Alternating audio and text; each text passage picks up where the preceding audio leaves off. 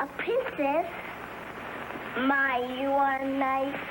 Singing and dancing her way to fame as the foremost child star of all time. Tonight, Shirley Temple Black offers a rare glimpse of her remarkable life. Next, on Town Meeting. Ladies and gentlemen, the host of Town Meeting, Ken Schram. Okay. Thank you very much. Welcome to Town Meeting. You know, I'll tell you what, our guest tonight went from the world's most famous child star to a very respected foreign diplomat. And along the way, she has the distinction of enlisting J. Edgar Hoover, the head of the FBI, in her own police department. She also has the distinction of hitting the First Lady, Eleanor Roosevelt, in the backside with a well-aimed slingshot. Tell me we're not going to talk about that. She was the youngest person ever to receive an Academy Award, the youngest person ever to grace the cover of Time magazine, and she was the leading Hollywood box office draw for a record 4 years running. Her fairy tale type life seems to have picked up where her movies left off, and if you loved her movies, I promise you are going to love meeting her. Please join me in welcoming Shirley Temple Black.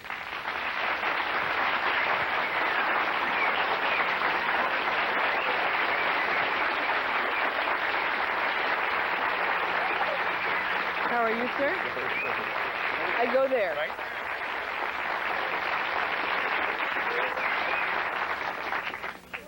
Well, thank you for being here. Hi, Seattle. Hi, Washington State, and a little bit of Canada and whatever. We're all over the place. You're all over the place. Thank you very, very much for being here. Thank you. One almost expects, I don't mean to, I know, I'm not even going to say it. I have one bone to pick with you already. Uh-oh, which one is that? You said I was a foreign diplomat. What Well, country? Diplomatic service. I'm Okay, sorry, that's U.S. better. Ambassador to Ghana. That's right. Okay. I'm sorry. United States. Please, I apologize. No, I want you to see that I'm We'll alert. start all over again. I'm alert tonight. Let's go back a little bit here, because everything, it just seems like everything fell in place for you. Here you were, in with the kiddie crowd at a dance studio. Hollywood type comes along, says, ooh, there's some potential here. You go out and you make a few shorts, and next thing you know, Fox picks you up, and as far as the United States is concerned, you're the best thing that has happened since sliced bread. Was it that easy? Well, if you say so. I had my starlet time I started dancing school at the age of 2.5. And my mother put me in the dancing school because I had so much energy. She thought I'd pull a house down. So I did start that. And after I learned my craft, and the man you said who found me, I didn't like his face. And so I hid under the piano while the other children were doing a time step. And as fate would have it, he said, I want that one. And so that got my start. But I was a starlet from 3.5 to age 5. And those were the little short films, which I still am, a short subject. But anyway, after that, I became a star at the age of 5 and knew my craft already, and it was work, but I just loved it. Well, we'll get into your career a little bit more, but you know, you took yourself out of the publicity picture for a long, long time. Now you've turned around, you've written an autobiography, Child Star, and I mean, what compelled you to get into the world of authors? Why write the book? And the world of authors? Well, you're an author now. Well, I started the book. Right. A lot of talking. I love live TV. You know, it's fun. I worked with a lion once. Don't ever do that. Anyway, I started the book to write it for my children, for my family, and to correct the errors that have been in some 12 other biographies that have been written about me over the years. One of the recent ones has 526 factual errors. So I'm really glad that I've written it. So you kind of wanted to just set things straight and... Yeah, and after about the 6th year of writing, I said maybe I'd like to share this with everybody else. So that's why. We're going to take a look at one of your at a scene from one of your films. Okay. Tops. And this is the one where you sing "Animal Crackers in My Soup." Yes. All right. Okay, but But before we do that, Right. is there anything, I mean, anything that comes to mind about the scene where you're singing that, you know, maybe we should know about? Well, I was an orphan, as usual. I rarely had two parents in any film, and quite often none at all. But I was a happy orphan, as you'll see. All right, it's a good song. Let's take a look at this real quickly. And I bite him in a million bits, and I go boom him right down. When they're inside me where it's dark, I walk around like Noah's Ark. I dump my tummy like a goop with animal crackers in my soup. Animal crackers in my soup do funny things to me. They make me think my neighborhood is a big menagerie.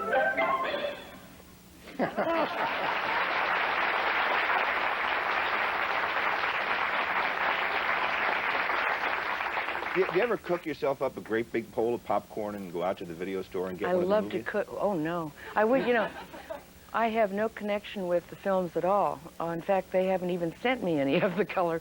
I guess they're colorized or something now, some of them. Ooh, How booze. is it? We're hearing booze. Not good. Yeah, I don't think I'm going to like that. You don't like that either?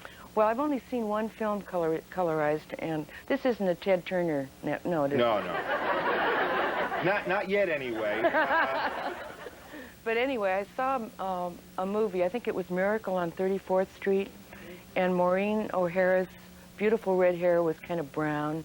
Santa Claus's beard was gray, and his suit was kind of pink. And I said, I don't think I like colorization. But do you watch your movies? I was there, you know. I know. I know the plots. I know a lot of the dance steps and all that still. Although I don't have any need for it in diplomacy yet. You had a good time back then. I loved for the most it. part. I loved every minute. I loved the tumbles and the hurts and everything that happened. I loved. Because I learned a lot. You hung out a lot with the stage crews. They're my favorites. In fact, I'm sorry I haven't been able to meet Camera tonight. Hi, Camera. Hi, Camera. Hi there. And you're back we'll bring there. him out later. There's another one. Yeah. I was wondering if you had any dreams when you were a child of what you wanted to be when you grow up or anything like that. I wanted to be a vegetable seller. I wanted to sell.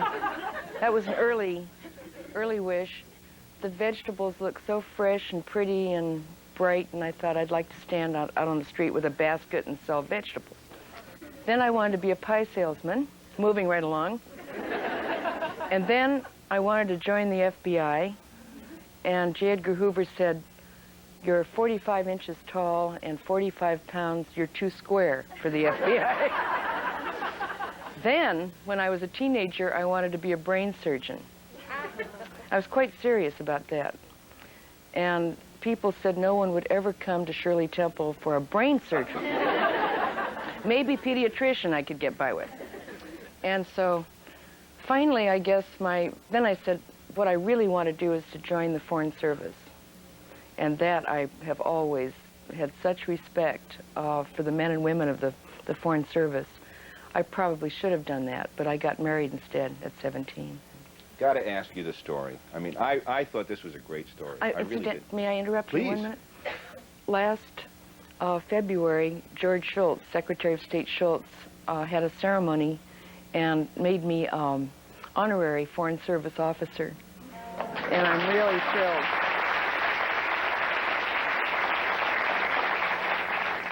Got to Sorry. hear the story. No, I got to hear the story with the slingshot and Eleanor Roosevelt.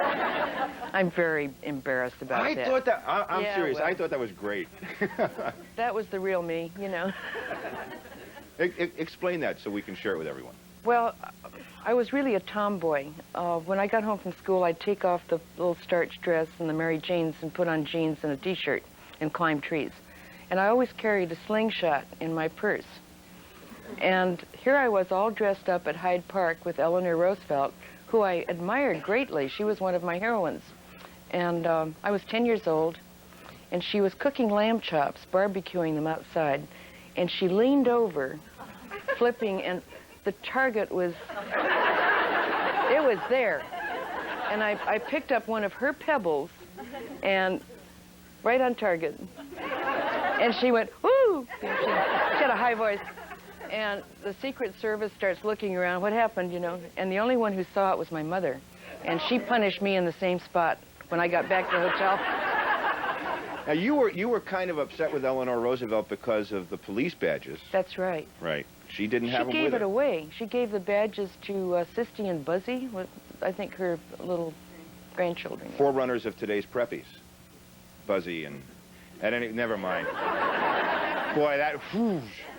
I understood it. But your police badges, maybe we should explain that a little bit, because you had your own police department, of which, as we mentioned, J. Edgar Hoover was a member. Yeah, well, it started out with paper clips. I put paper clips on people and make them a member of my police force, of which I was the chief. And I was about 7. And after a while, the director got kind of sorry for me with the paper clips. Also, they ran out of paper clips. So he sent to a toy store and got some tin FBI G-Man badges. That was neat. But that still wasn't right. So finally, he just broke down. He had little badges made that were kind of brass. And it said Shirley Temple Police Force. And I was very serious about this. Shirley, one thing when I have to pick a little bone with you, because when I was... Oh, great controversy.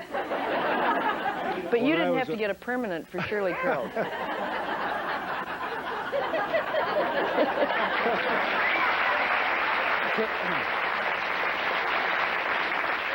Put you in your place. You got me. No, you look real nice. When I was 4.5 years old and you were doing so well, my mother decided that I should take dancing lessons. So for about 13 years, I'd have to fight my way off a baseball field or a football field. My mother would say, come and take your dancing lesson. And you caused all sorts of bad problems. Can you still do it? I thank you for it, though.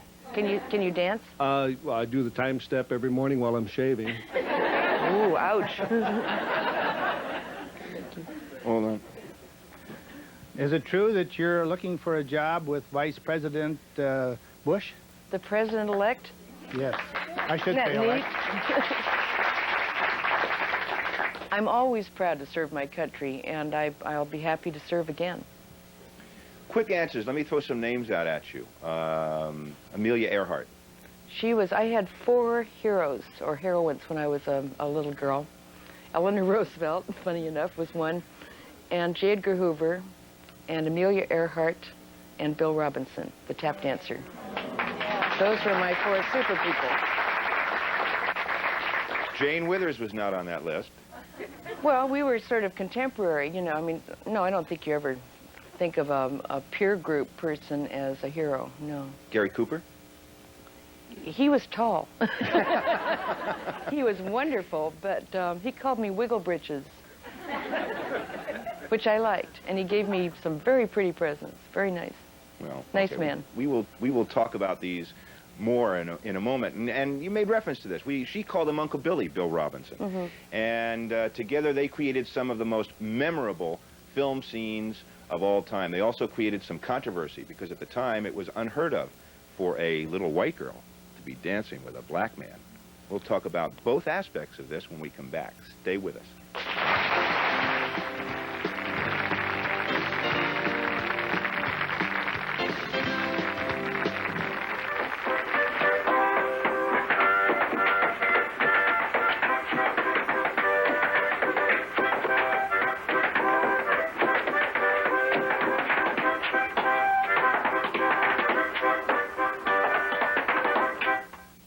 My duck are not just ordinary animals. My daddy and my mommy teach them to do tricks on the stage. And just what is your duck trained to do? Oh, my duck does a wonderful trick. My duck can lay an egg. And just what is so wonderful about that? Well, can you lay an egg?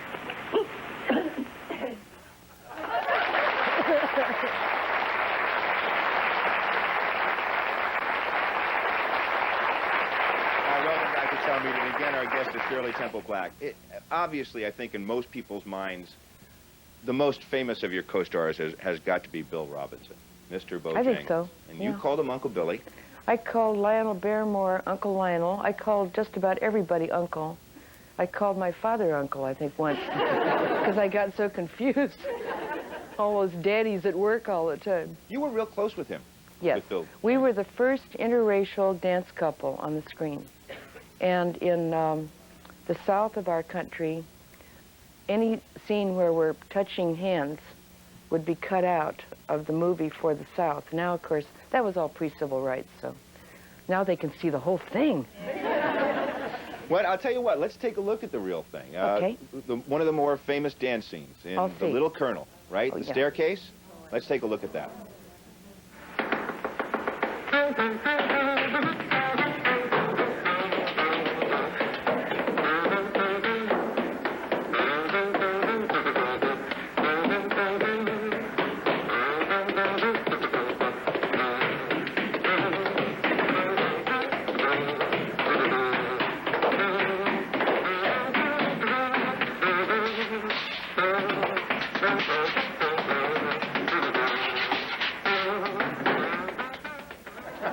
She didn't work at all yet.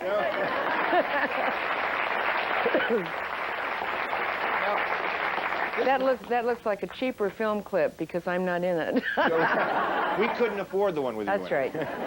When the two of you danced together, you had a series of signals that you made with one another, where Yes. he would squeeze your hand, and well, how did that evolve? Well, if it was good, you know, we'd get a good squeeze, and if it was sort of good, 2, and then if it was, we have to do it again, it would be 3. But I learned by listening to Bill, listening to the steps. You know, you don't look down at your feet, right? Ever. And so I'd kind of listen and learn it that way. He was super. We had some kind of chemistry. It was just, and he was such a good friend that he goes all the way through my book, all the way through Child Star. Even after he died, there was an experience in the hospital when I almost died, and Bill Robinson was there. You know, one of the things in your book, it seems threaded there, is the questioning that you had for him, why he got quarters in such and such a place, and you know, where the chauffeur stayed, and things of that nature. So you seemed aware, or at least somehow conscious of the fact that he was being treated differently. I started to be. That incident you mentioned, which was in Palm Springs, California, at the Desert Inn, and I was down there because I had a cold, and the studio sent me down a lot to get, I feel the same way.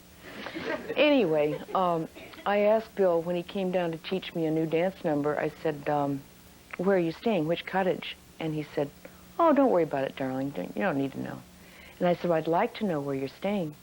So finally he said, I'm staying in the chauffeur's quarters over the garage. And I said, why aren't you staying, you know, in one of the cottages? He says, don't worry, I'm there with my chauffeur. He was a super guy. Do you think that your mother influenced you at all in her feelings towards Bill Robinson and her racial feelings, or did you have a chance to develop your own kind of feelings in that area? My mother was very wise. She allowed me, I thought I was leading all the time. I didn't realize I was getting protective, you know, direction. But she allowed me to make my own decisions and to develop my own judgment about things. And I was completely colorblind as far as people. Always have been. Yes, ma'am. First thing to tell you, I had a crush on you when I was 5. And secondly, a bit of gossip. How well did you know the Joan Crawford family, and was there much truth to the Mommy Dearest scandal? Well, in the book Child Star, I mentioned when Joan Crawford came to the house one time with a couple of her children, and the little boy, I think it was Christopher, slapped her. Oh, she slapped him first, and he slapped her back. And she turned to her husband, Philip Terry, and said, he struck me. It was just a passing thing, but the most interesting thing, she gave me a black Cocker Spaniel puppy for, I don't think, any particular reason. I think it was near my birthday, but it was a little puppy, and I put it with my Pekingese in the back porch, and the next morning that dog was dead. It had distemper, and it died during the night. I didn't see her much. She lived nearby, but I didn't see her much. We have someone on the phone who wants to get involved in this. Go ahead, you're on town meeting. Yes, it's a real thrill to talk to you. Legend has it that you were considered for the part of Dorothy in the film Wizard of Oz. If that's the case, do you regret not getting that part? I would have loved to have played Dorothy in The Wizard of Oz. My dad read the whole Oz book series to me while my mother set my hair at night. She'd put my hair around 2 fingers and put 1 bobby pin in it. And The Wizard of Oz, I was supposed to be loaned to MGM, and they were to loan Clark Gable and Jean Harlow to Fox Studio and me to MGM, to Louis B. Mayer. And at the last minute, Jean Harlow dropped dead. And so the whole deal fell through. But in retrospect, I don't think there could have been a better Dorothy than Judy Garland. And she was super. I'm so thrilled that you're here. You look just beautiful. Thank you. You have such an amazing memory. Your book, you talk about age 2. Is there any explanation? Is it because you've been told so much that happened or seen your movies, or are you just exceptional? I've met other people who have memories that go back like mine do. I don't think I'm a freak, but it's really a strong, long memory. And then when I wrote Child Star, what I did was to go through all my scrapbooks, which I'd never done, the big professional ones that my mother had made, and through the diaries, through all the records, and I could then put a date to when I met Amelia Earhart, you know, knowing I'd met her, but not the exact date, of course. And so that was very helpful. I was interested in knowing what your feelings were as a child towards your fans. How do they differ now that you're an adult towards your fans? My fans have always been wonderful. They've been just so loving and so much affection. And when you're 60 years old, like I am, it feels good. It hasn't changed. Ooh, look at this. Shirley There were some mean fans in the old days. I mean, that one lady who tried to pull a curl, she thought it was a wig. And the car was leaving in Boston in 1938, and the window was down because the photographer wanted a picture. And she reached in and pulled, and the car started off, and, you know, I thought, that's the end of that. But I have a strong head and strong hair. But sometimes they get a little rough, yeah. But now I know judo and, you know.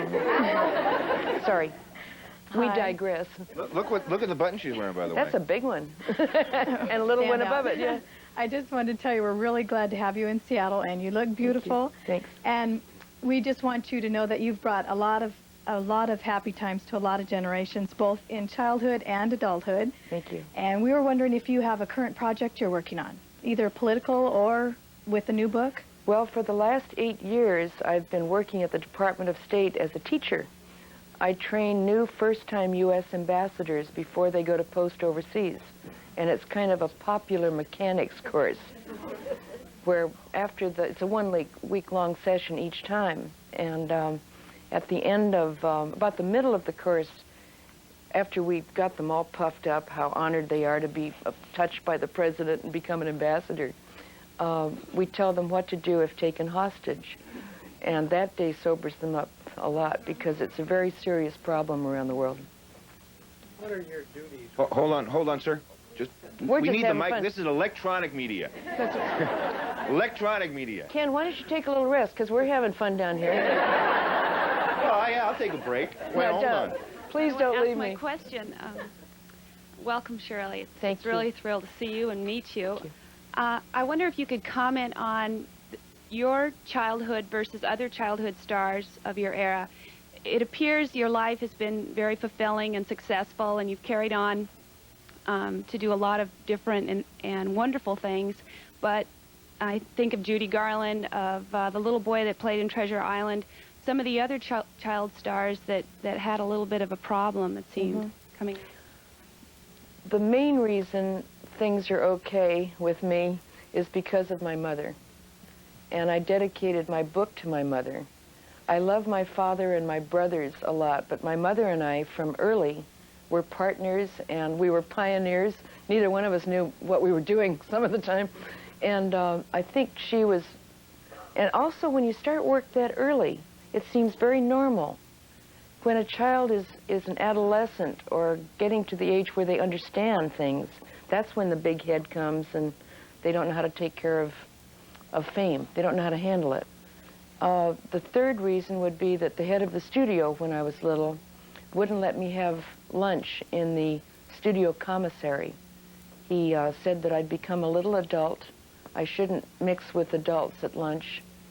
And so he had a little bungalow for me with rabbits and chickens and 2 bantam roosters and a swing, you know, and all that. And it was a very, very nice existence. On this swing, I had a sandbox there. If I had dug a little deeper, I would have hit oil. Because where that swing was, there is now a great big pumping oil well going. Yeah. At 18 years of, after 18 years of having movies under her belt, Shirley Temple pulled the plug on Hollywood at age 21. We'll talk about why when we come back. Stay with us.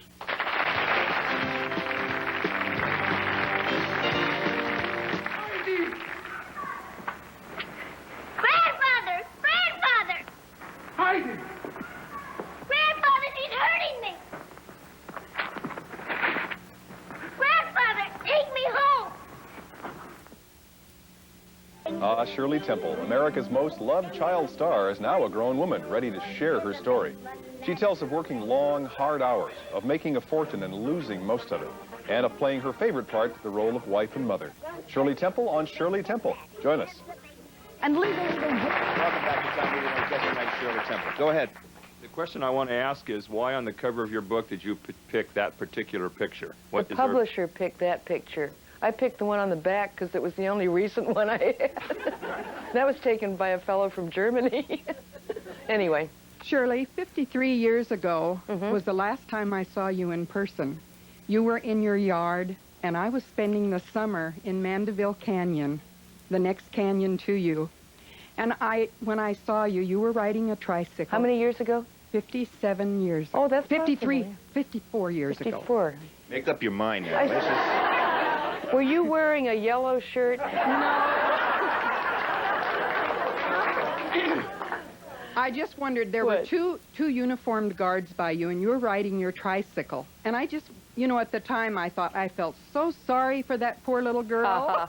I bet you did. I just wonder how it made you feel. I loved uniforms on people, and I only had one bodyguard, and he had flat feet. I could get away from him easily.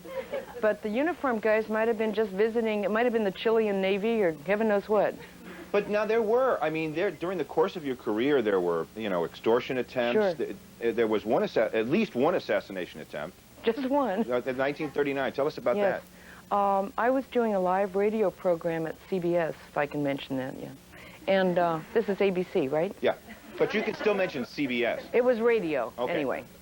And during the, just before we did the show, I was looking out the window in the dressing room, and Mother was doing my curls, and as usual. And I saw a woman searching the windows and looking kind of angry. And when she saw me, she looked really angry and shook her fist in the air. And I said, that mother.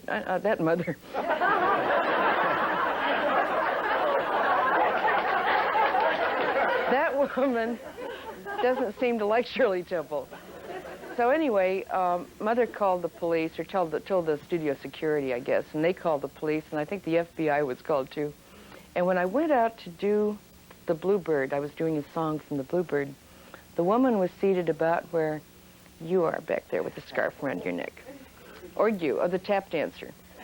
And she had a big purse on her lap, and she was still looking angry, you know, angrily at me. And I had this little skinny microphone, which I was trying to kind of make it get wider. And the security guys came down the aisle. She went in her purse and brought out a gun, you know, like that. And they lifted her, they took the gun from her and lifted her by the arms and took her out of the theater. And I'm singing, "Someday You'll Find Your Bluebird," you know. But the reason I said, you know, why did she want to kill me? And her daughter had died the day I was born, and she thought I'd stolen her daughter's soul.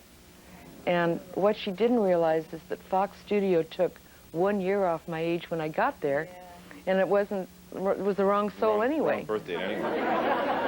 We're going to take a look at a film clip here in a moment from a movie you made with Cary Grant. Oh, he was super. Ooh. Wonderful actor. Let's take a look at that first. The teenager, the Bobby Soxer. Bachelor in the Bobby Soxer. Bachelor in the Bobby Soxer. By the way, you remember what you said about painting one of us? America and the waving grin and everything? Yes, I do. Well, do you think I'd make a good model? Oh, you're not thinking of quitting the newspaper game. Oh, that's merely a stopgap. My family wants me to go into law, but I don't want to be a Portia. Portia, Well, that's something you and your family can straighten out. Well, my attitude is that one female judge in the family is enough. Did you say your name was Turner? That's right. My sister's Judge Margaret Turner. Nice to have met the family. Bye. Well, what about my posing for you? All right. Every woman's heartthrob. Oh, he Cary was great, Grant. yeah. What was he like? Oh, you know, we all had a crush on him, but he was always very tan. I don't know how he kept that wonderful tan, but he didn't have to wear makeup. And he was a perfectionist, and he was very funny. And I liked to imitate him once. Got me in trouble. Was it a good imitation? Well, what I did, it was right... was it good enough that you might, try again? No, okay. Never again. Oh, I just thought I'd ask. No, it was right after lunch one day, and I tend to be kind of, you know, after lunch. Food again. And the crew, my friends, my buddies, the crew, I was doing this takeoff on Cary Grant, and they were laughing heartily, and I was having fun, and suddenly they all got silent. And Cary Grant was standing right by the camera, and he was furious. And he told the producer of the film, Dory Sherry, you know, she's going to have to leave. She's out. And he called my boss, David O. Selznick, and I had to drive all the way over to David O. Selznick, who dressed me down real well, and said, you've got to go back and apologize. And I went back and apologized. Second time in my life I'd had to apologize to an actor. And he accepted it very gracefully, which I was delighted about. And as he was turning to go back on the set, he said, wasn't a bad imitation, you know. He was very, very gracious. Nice having you here. I was born in 1950, and I grew up on your movies, and I really enjoyed them. You were so positive, and I think even now we need that kind of confidence in the good side versus the bad side. Mm-hmm. My favorite show was Wee Willie Winkie as a little girl, and since you went away, what was your favorite movie that you had done? Wee Willie Winkie. Yeah, as a little girl.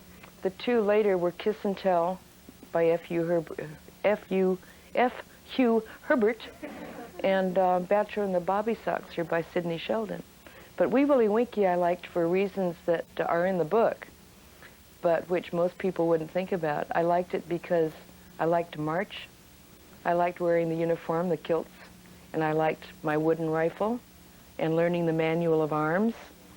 And John Ford, you know, the whole thing was, I got, in that movie, I got to run in front of a bunch of... Herd of horses. A herd of horses, wild stampeding horses. And my mother wanted me to have a double do it. Little boy they had handy with a wig on. And I said, no way, I want to do that myself. It was really fun to run in front of those horses, timing-wise, and then climb up in the rocks. And if I'd tripped, we wouldn't have had to worry about the book. I wouldn't have been here. But you liked, and afterwards, John Ford gave you the yeah, all right signal. That's when he finally decided that little girls were okay. And that was important for you to be accepted. Yes. At the time. Especially by the director. We have someone on the line. Go ahead. You're on town meeting. Hi, I'm Megan, and I wondered how I could get any information how to be a child star like you were. Tell me this isn't a setup now. You know what?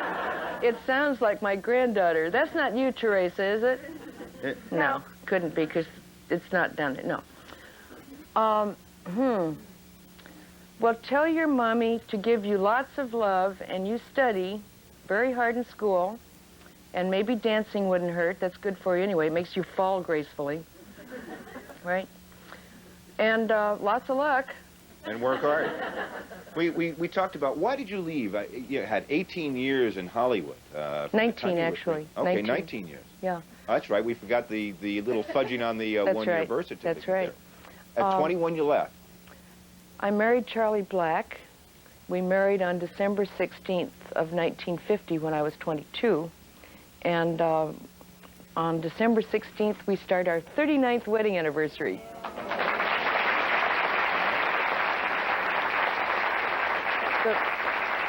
The real reason for leaving, though, more on a practical basis, was that I was tired of the world of make-believe and wanted to live in the real world.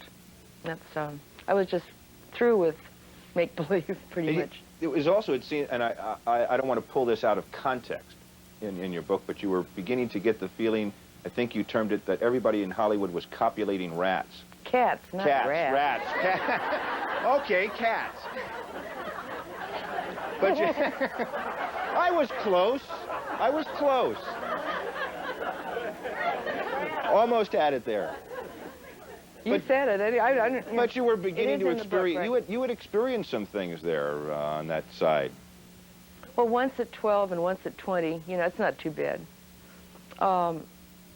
When I was 12, the producer of The Wizard of Oz, by the way, is the one who called me into his office, and he was not a producer, he was an exhibitor. He was an exhibitionist, and I had never seen anyone naked except myself, and had no clue, and thought this was terribly funny, and laughed heartily, and made him so enraged that he said, "Get out, get out, get out." I'm not going to follow that up with that. Have to make note, one of Shirley Temple's early comedy shorts was called Kid in Africa. Well, 40 years later, Shirley Temple did indeed make it to Africa as the U.S. ambassador to the Republic of Ghana. We will talk about that when we come back, so stay with us.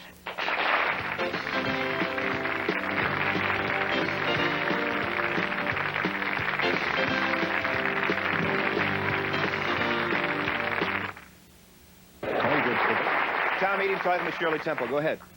My friend and I used to watch the Shirley Temple Theater every Sunday when we were in 4th grade. It's such a thrill to meet you. I was wondering, besides Bill, I forgot his name. Robinson. Who is your favorite adult star to work with? I can recall Buddy Ebsen and Arthur Treacher. Buddy Ebsen was wonderful. I see him occasionally. And Arthur Treacher, of course, is gone now. We were very good friends. Now, from a distance. See, in movies, when you're a child, you don't get to know the stars very well, only in the scenes. Because every time the scene was over, I'd have to go back to my school, to the trailer, and have my classes. So it's not true that you really get to know anybody very well. But I was an expert on belt buckles and handbags, and I didn't like skinny hands on men. I liked big, big hands. And cushy laps. J. Edgar Hoover had the best lap. You mentioned grandchildren. How many children and grandchildren do you have? Charlie, we have 3 children who are all grown. Of course, Susan's 40 now. Susan is the mother of our only grandchild, who's Teresa, our granddaughter. Now, we have a son and another daughter. Okay? Our son works in Washington, D.C. at the Department of Commerce in the International Trade Administration, and our youngest daughter is a photographer and also plays bass in a heavy metal band. 69, Richard Nixon appoints you to the United Nations, and that was a 3-month stint, am I correct? It was the 24th General Assembly of the UN. Okay. Then I stayed on another 2 years in the Environment Conference. And then President Ford appointed you as ambassador to Ghana. What was that like?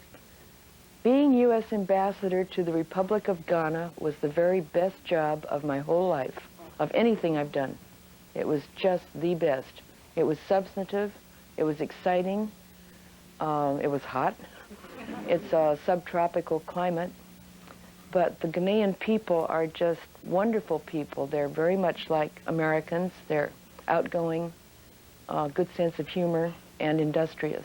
And as you said, then George Shultz appointed you, and you've been working with ambassadors, training them. Yeah, I did all right, I guess. Yeah, kind of okay. They let me teach, I think it's up to 249 I've done over the last 8 years, and their spouses. And you're hoping for an appointment from President-elect Bush?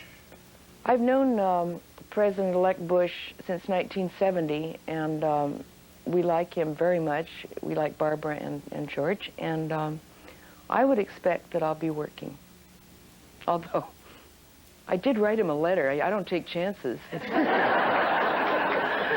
With all the things that you've received over the years... Reagan never did call. You know, I said maybe it's because I have an unlisted phone number. I never did hear from Ronald Reagan. With all the things you've received over the years and all the scrapbooks you must have kept, is there a Shirley Temple Museum?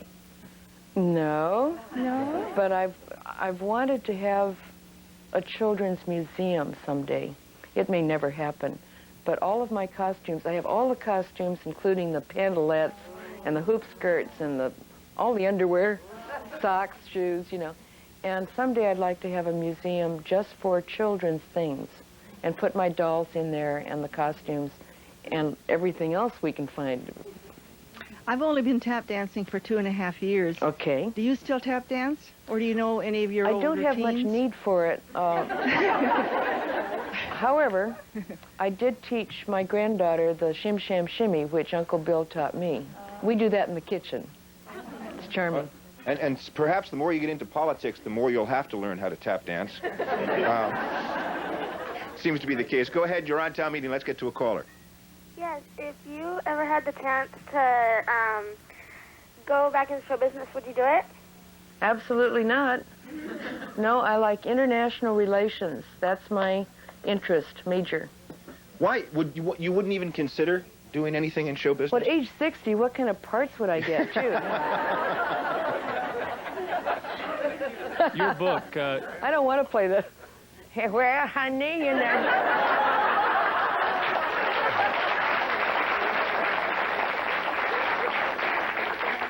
Shirley, your book, do you think there's... Where are you? Right there here, Shirley. Do you think there's a chance that they might make a TV movie out of it or some kind of fictionalized film? I don't know. The search for Shirley Temple would be something I don't want to go through. I don't know. 50 years I ago, suppose, you know, I don't know.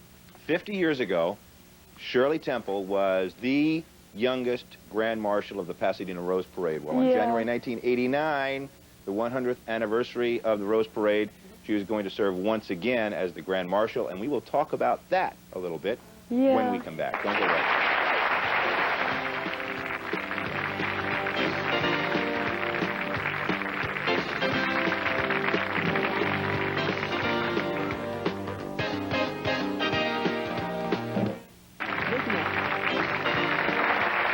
Town meeting, Shirley Temple. Go ahead.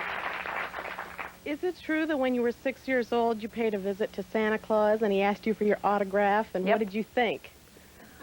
I thought he kind of smelled like Lionel Barrymore did one time, kind of a fruity smell. Yeah, that Santa Claus wasn't a very good one, no. That was just a stand-in for the real Santa, though.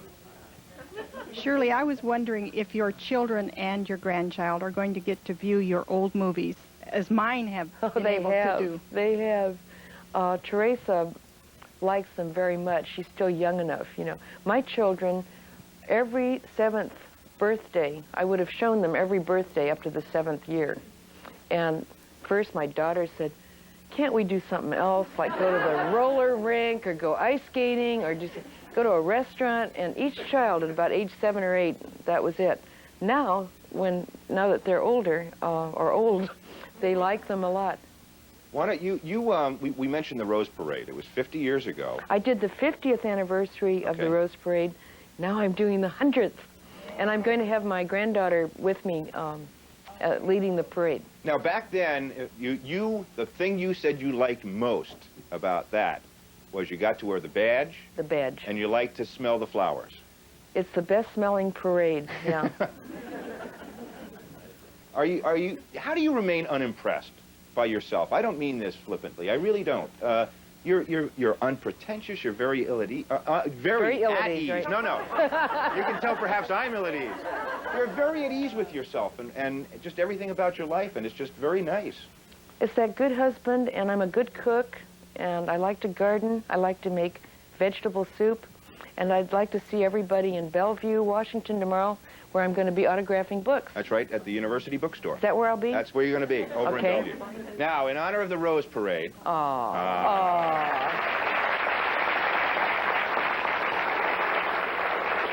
Thank you.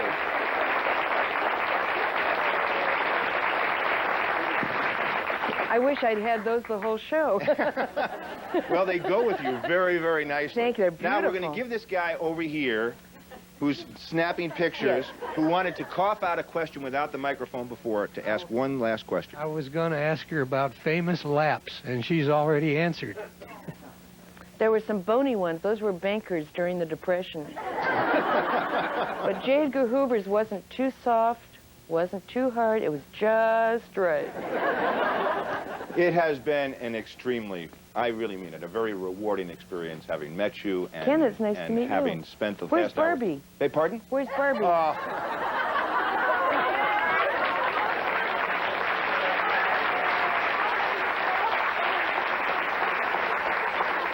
What do you do? I thought you were above cheap shots. No, that's why I'm in diplomacy.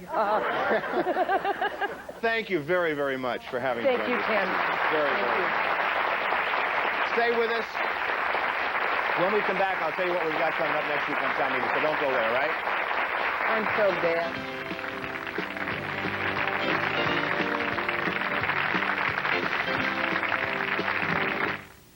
We'll also be on Northwest Afternoon tomorrow afternoon. You're not going to want to miss that. Also, remember, next week on Town Meeting, most parents would take a seriously ill child to a doctor without any kind of a second thought, but there are some religions that believe prayer heals better than medicine.